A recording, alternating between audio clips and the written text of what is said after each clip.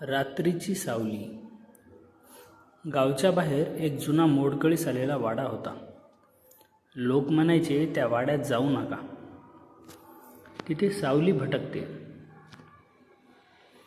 गावकरी रात्री तिकडे पाय टाकायलाही तयार नव्हते. पण अजय नावाचा तरुण गावात आला होता. तो धाडसी होता. त्याला भूत प्रेत सावल्या या गोष्टींवर विश्वासच नव्हता. गावकऱ्यांनी त्याला इशारा दिला होता तरी तो म्हणाला, हे सगळं तुमचं अंधश्रद्धा आहे, मी पाहूनच येतो.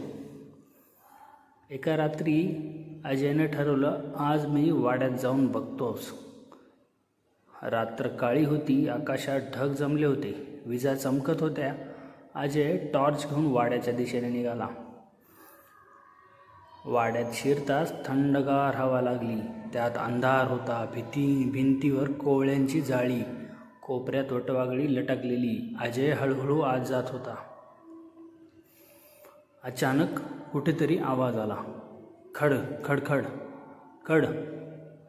जणू कुणीतरी लोखंडी सळ्या साखळी ओढत होतं. अजय थोडा घाबरला, पण म्हणाला, मी घाबरणार नाही. तो पुढे गेला. एका मोठ्या हॉलमध्ये पोहोचला. तिथे एक जुना आरसा होता.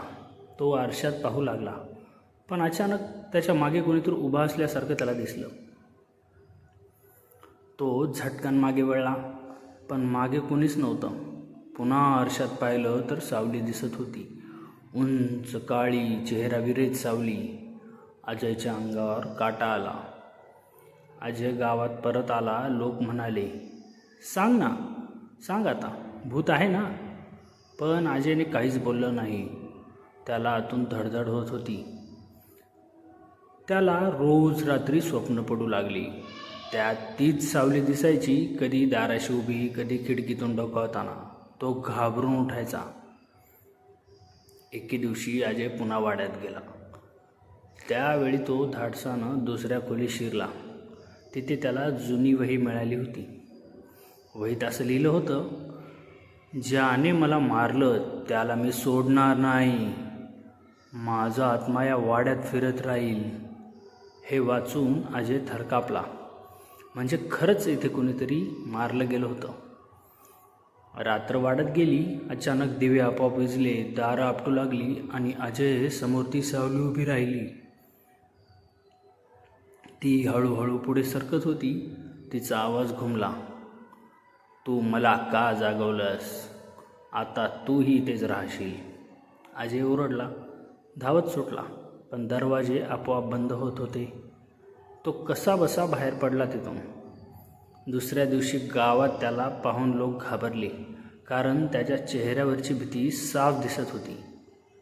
ते विचारायचे, अजय काय झालं वाड्यात? पण अजय काहीच बोलत नव्हता. फक्त एवढंच म्हणायचा, ती सावली अजूनही माझ्या मागे आहे, ती मला सोडतच नाहीये.